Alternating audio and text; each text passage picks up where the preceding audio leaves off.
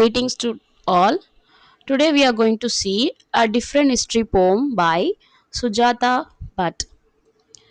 இது ப்ரூனிசம்ங்கிற ஒரு போயட்ரி கலெக்ஷனில் 1988 பப்ளிஷ் ஆன ஒரு போயம் இது. இந்த போயம் ஃபுல்லாக இந்தியனோட கல்ச்சர், பிலீஃப், நம்ம லாங்குவேஜோட இம்பார்ட்டன்ஸை பற்றி சொல்கிறாங்க. அதாவது இந்திய கலாச்சாரம், மத நம்பிக்கை, மொழியோட முக்கியத்துவத்தை பற்றி. This poem taps into the core feature of Indian culture and faith, the colonial past and the very concept of colonial hangover. Next, Barth writes about how to approach and appreciate Indian history from a post-colonial point of view, with particular emphasis on the positive aspects of our own culture and spiritual traditions. அதில் என்ன சொல்ல வராங்கன்னா, இந்த poet பிந்தைய காலனித்துவ பார்வையில் இந்த போயமை வந்து நம்மளுக்கு எக்ஸ்பிளைன் பண்ணுறாங்க. மொழி, கலாச்சாரம் எவ்வளோ புனிதமானதாக இந்தியாவில் பார்க்குறாங்க, எப்படி அதை மதிக்கணும். இந்தியாவோட இந்த போயமில் நம்ம என்ன கற்றுக்கலாம்னா, இந்தியாவில் எப்படி வந்து ட்ரீட் பண்ணுறாங்க, கலாச்சாரம் எப்படி இருக்குது. இப்போ நம்ம ஒரு நாட்டுக்கு போனோம்னா அந்த கல்ச்சர் அந்த ட்ரெடிஷனை வந்து நம்ம என்ன பண்ணுவோம், அதை ஃபாலோ பண்ணணும். அது சொல்கிறாங்க இந்த போயம் மூலியமா. இந்தியனோட கல்ச்சர், ட்ரெடிஷன்ஸ் இதெல்லாம் ரொம்ப பாசிட்டிவ் ஆஸ்பெக்ட்ஸில் சொல்லுவாங்க. அது இல்லாமல் இப்போ நம்ம வேறு நாட்டிலேருந்து நம்ம இந்தியாவுக்கு வந்தோன்னா அதை நம்ம ரெஸ்பெக்ட் பண்ணணும், இந்தியாவோட கல்ச்சர் ட்ரெடிஷன் நம்ம ரெஸ்பெக்ட் பண்ணணும் அப்படின்னு சொல்லுவாங்க. இந்த போயம் ஃபுல்லாகவே மொழி மற்றும் கலாச்சாரம் எவ்வளோ புனிதமானது, அதை நம்ம எப்படி மதிக்கிறது வந்து ஒரு மனிதனோட கடமை அப்படிங்கிறது தான் இந்த போயமோட கான்செப்ட். இப்போ இந்த போம்ல நம்ம லைன் பை லைன் பார்க்கலாம்.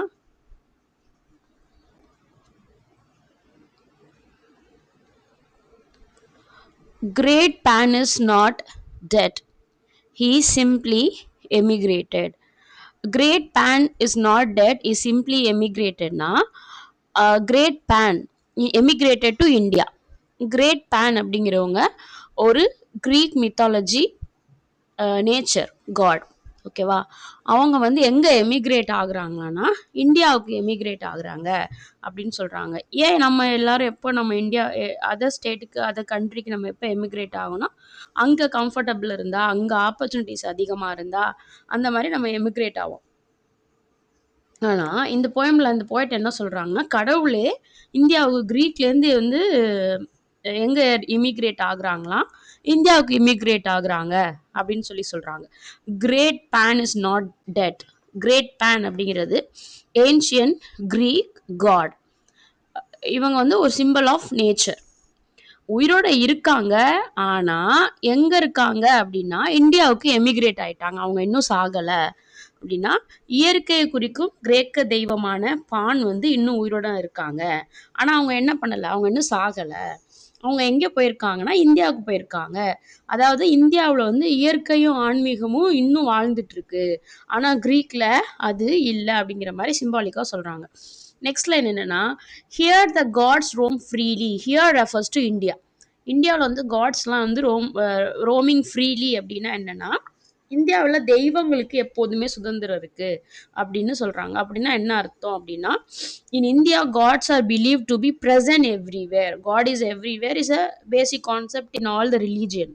இப்போ நம்ம இந்தியாவில் எப்படின்னா கல்லை வந்து என்ன பண்ணிடுவாங்க அப்படின்னா, சந்தனம் தேய்ச்சி குங்குமம் இதெல்லாம் போட்டு கடவுளாக்கிடுவாங்க.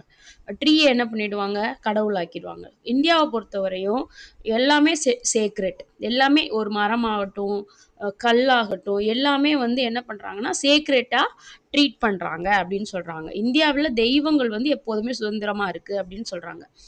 Disguised as snakes or monkeys, every tree is sacred and it is disguised as snakes or monkeys, every tree is sacred. இந்தியாவில் பொறுத்தவரையும் ஆனிமல்ஸையும் ரெப்டைல்ஸையும் என்னதான் பண்ணுறாங்க அப்படின்னா அது ஒரு கடவுளாக பார்க்குறாங்க அப்படின்னு சொல்கிறாங்க.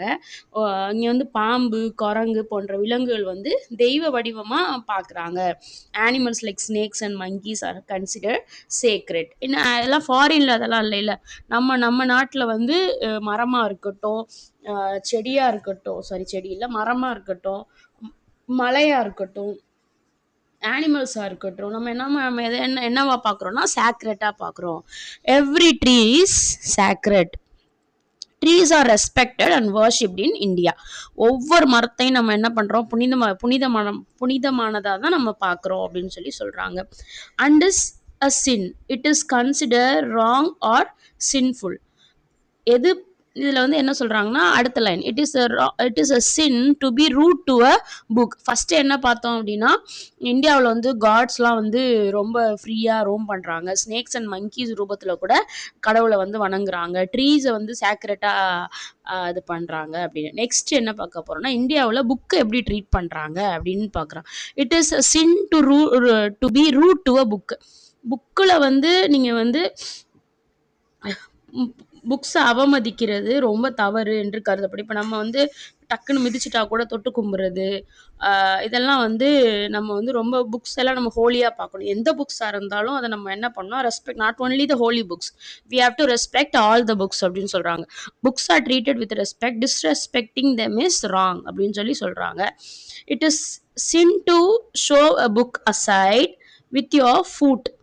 புத்தகத் வந்து throwing or pushing a book carelessly is sinful. புத்தகத்தை தள்ளி வைக்கிறதோ அதை வந்து த்ரோ பண்றதோ ரொம்ப பாவம் அப்படிங்கிற மாதிரி சொல்ல இந்தியாவை பொறுத்த வரையும் பாவங்கிறாங்க. அதே மாதிரி touching books with your feet is disrespectful. காலால புத்தகத்தை வந்து தொடுறது வந்து மரியாதை குறைச்சல், தொட்டு கும்பிடணும். இதெல்லாம் வந்து இந்தியனோட culture and tradition. Sin to slam books on down. என்ன சொல்றாங்கன்னா, ஒரு புத்தகத்தை நீங்க கோவமா தூக்கி டேபிள் அப்படி அடிச்சா கூட அது தப்பு. அந்த புக்கை வந்து கீழே தூக்கி வீசினீங்கன்னா அது தப்பு. டிராப்பிங் புக்ஸ் ரஃப்லி இஸ் ராங் அப்படின்னு சொல்றாங்க. புத்தகத்தை கடுமையா ட்ரீட் பண்ணக்கூடாது. புத்தகத்தை ரொம்ப சாஃப்டா ஹேண்டில் பண்ணணும். Hard on a table. Sin to slam books down hard on a table. அப்படி என்ன சொல்றாங்கன்னா, புக்ஸை நீ வந்து கோவத்தில் அப்படி புக்ஸை வந்து நீ வந்து டேபிள் அடிச்சின்னா அது கூட disrespect. Hitting books hard on a table shows disrespect. இப்போ வந்து டேபிளில் வந்து புத்தகத்தை ரொம்ப பலமாக அடிக்கிறது கூட மரியாதையற்றது அப்படின்னு சொல்லி சொல்கிறாங்க. தூக்கி வீசுறது, புத்தகத்தை டேபிளில் ஹார்ஷாக அடிக்கிறதெல்லாம் வந்து மரியாதை இல்லை அப்படின்னு சொல்கிறாங்க. A sin to toss on carelessly across a room. You must learn how to turn the pages gently without disturbing Saraswati. இங்க வந்து சரஸ்வதி அப்படிங்கிறவங்க வந்து காட் ஆஃப் நாலேஜ். அப்போ ஒவ்வொரு புக்ஸ்லையும் கடவுள் இருக்காங்கன்னு நம்புறாங்க. புக்கை நம்ம எப்படி ஹேண்டில் பண்ணணும்னா, ஒவ்வொரு பேஜஸையும் ஜென்டலாக வந்து என்ன பண்ணுமா, நம்ம ஃப்ளிப் பண்ணணுமா. இந்த புக்ஸை வந்து ரொம்ப கேர்ஃபுல்லாக ஹேண்டில் பண்ணணும். இந்த புக்ஸை வந்து புனிதமாக கருதணும். புக்ஸை வந்து என்ன பண்ணக்கூடாது, டேப் பண்ணக்கூடாது டேபிளில், இதெல்லாம் சொல்கிறாங்க.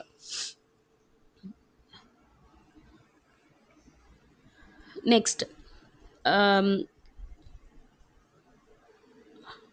across sin to toes on one carelessly across room.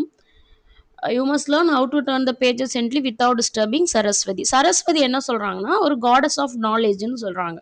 Without offending the tree from whose wood the paper was made அப்படி சொல்றாங்க. அறிவின் தெய்வமான சரஸ்வதி வந்து புத்தகத்துல இருக்கிறதா இந்தியாவில் நம்புறாங்க. புத்தகத்தோட பக்கத்தை நம்ம மெதுவாக தான் திருப்பணும். ஒரு புக்ஸை வந்து ரூம்குள்ளே தூக்கி வீசுறதெல்லாம் தப்பு, டேபிள் அடிக்கிறது தப்பு. அதே மாதிரி புத்தகங்கிறது வந்து எப்படி வருது, அந்த பேப்பர்ஸ்லாம் எங்கே கிடைக்குதுன்னா, மரத்தையெல்லாம் கட் பண்ணனால தான் உங்களுக்கு அந்த பேப்பர்ஸ்லாம் கிடைக்குது. Books comes from trees, so respect nature அப்படி சொல்கிறாங்க. எல்லாமே every thing is inter connected. Okay, books we are not getting directly from anywhere, it's not chemical, right?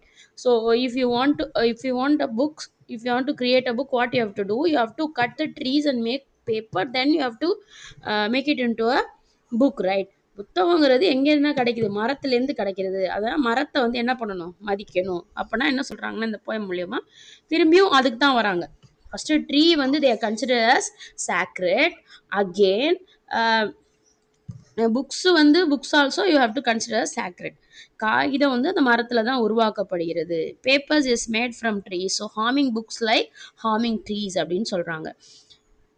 Which language has not been the oppressor tongue, which language truly mean to murder someone. The poet now questions language. Next language பார்க்க போகிறோம்.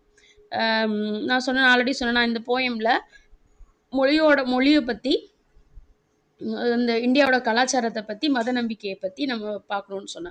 இவ்வளோ நேரம் என்ன பார்த்துருந்தோம்னா, மத நம்பிக்கையும், கலாச்சாரமும் பார்த்தோம். இப்போ வந்து அந்த லாங்குவேஜ பத்தி நம்ம லாங்குவேஜோட இம்பார்ட்டன்ஸ் வந்து இந்த போயட் சொல்றாங்க. என்ன சொல்றாங்கன்னா, "every language has been used by rules to dominate others." Another question about language. No language is created to harm people, misuse it. எந்த மொழி எந்த மொழியையும் கொலை செய்ய வந்து உருவாக்கப்படல. அது ஸ்பாயில் பண்ண இது பண்ணல. ஒவ்வொரு மொழியும் ஒருபோதும் ஆட்சி செய்வோரால் பயன்படுத்தப்பட்டுள்ளது அப்படி சொல்றாங்க. என்ன சொல்றாங்கன்னா, ஒவ்வொரு மொழியும் நம்மளுக்கு வந்து இம்பார்ட்டன்ட். ஒரு லாங்குவேஜ் வந்து நம்மளுக்கு ஹெல்ப் பண்ணுதே தவிர, ஒரு லாங்குவேஜ நம்ம அழிச்சிட்டோம்னா, அந்த நாட்டையே நம்ம அழிச்சிரலாம் அப்படின்னு சொல்றாங்க. லாங்குவேஜ் தான் வந்து ரொம்ப ரொம்ப முக்கியம் இந்த நாட்டுக்கு. So we have to respect the language. எல்லா மொழியையும் வந்து ரொம்ப ரொம்ப இம்பார்ட்டன்ட் அப்படி சொல்றாங்க. எந்த மொழியும் நமக்கு வந்து தீங்கு செய்யாது. மொழி வந்து எப்படி தீங்கா மாறும்? How does it happen that after the soul has been cropped அப்படின்னு சொல்றாங்க. என்ன சொல்றாங்கன்னா, மொழி வந்து எப்படி தீங்கா மாறும்? ஆன்மா, கலாச்சாரம் அழிக்கப்படும்போது, with a long scythe swooping out அப்படிங்கிறது என்னன்னா, அது ஒரு மெட்டல், இரும்புல செஞ்ச ஒரு மெட்டல். அது வந்து எதுக்கு யூஸ் பண்ணுவோம்னா, கட் பண்றதுக்காக யூஸ் பண்ணுவோம். Like cutting crops with a sharp tool. அந்த லாங்குவேஜ் அழிக்கப்படும்போது, ஒருத்தவங்கள வந்து கத்தியால வெட்டுறது மாதிரி, அவங்களோட ஆன்மாவ கத்தியால வெட்டுறது மாதிரி அப்படிங்கிற மாரி இங்க கம்பேர் பண்றாங்க. அப்ப லாங்குவேஜ் வந்து அந்த அந்த ஒவ்வொரு மனுஷனுக்கும் அந்த லாங்குவேஜ் அவ்வளோ முக்கியம். லாங்குவேஜ கொன்னா உன்ன கொன்ன மாதிரி அப்படிங்கிற மாரி சொல்றாங்க. Unborn of the unborn grandchildren we have to learn to love that strange language. Language வந்து நீ எங்க போனாலும் அந்த மொழிய வந்து கத்துக்க. அந்த லாங்குவேஜ் வந்து people are force to accept the foreign language of rulers. இப்போ நம்ம வந்து கொலோனியல் அப்போ என்ன பண்ணாங்கன்னா, இங்கிலீஷ் கற்றுக்கணும் அப்படின்னு எல்லாரையும் டார்ச்சர் பண்ணாங்க சரிங்களா. அப்போது இங்கே என்ன சொல்ல வராங்க அப்படின்னா, we have to learn to love that strange language. இந்த லாங்குவேஜோட ரூல்ஸையும் நம்ம என்ன பண்ணிக்கணும் அப்படின்னா கற்றுக்கணும். ஆனால் ஃப்யூச்சர் ஜென்ரேஷன் வந்து இதில் வந்து அஃபெக்ட் ஆகக்கூடாது. நம்ம லாங்குவேஜையும் என்ன பண்ணணும், காப்பாற்றணும் அப்படின்னு சொல்கிறாங்க. ஒரு நாட்டுக்கு அந்த லாங்குவேஜுங்கிறது ரொம்ப ரொம்ப முக்கியம். அடுத்த லாங்குவேஜ் கற்றுக்கிறது தப்புன்னு சொல்ல வரல. ஆனால் நம்மளோட கல்ச்சர், ஐடென்டி வந்து டெஸ்ட்ராய் ஆகக்கூடாது. Grow to love that strange language அப்படின்னா என்ன சொல்கிறாங்க அப்படின்னா, நம்ம லாங்குவேஜை வந்து நம்ம கற்றுக்கணும், நம்ம ஏற்றுக்கணும். லாங்குவேஜ் தான் ஒருத்தவங்களோட அடையாளம். ஒரு நாட்டை அழிக்கணும்னா அந்த லாங்குவேஜ் அழிச்சா போதும் அப்படின்னு சொல்கிறாங்க. ஸோ இந்த போயமில் லாங்குவேஜோட இம்பார்ட்டன்ஸ், கல்ச்சர் அண்ட் ட்ரெடிஷனோட இம்பார்ட்டன்ஸ், அதை பற்றி இந்த போயட் வந்து பேசியிருக்காங்க. இந்த போயமில் line by line MCQ, exam point of வியூவில் வீடியோஸ் இருக்குது, நீங்கள் பார்த்துக்கலாம். Thank you, all of you.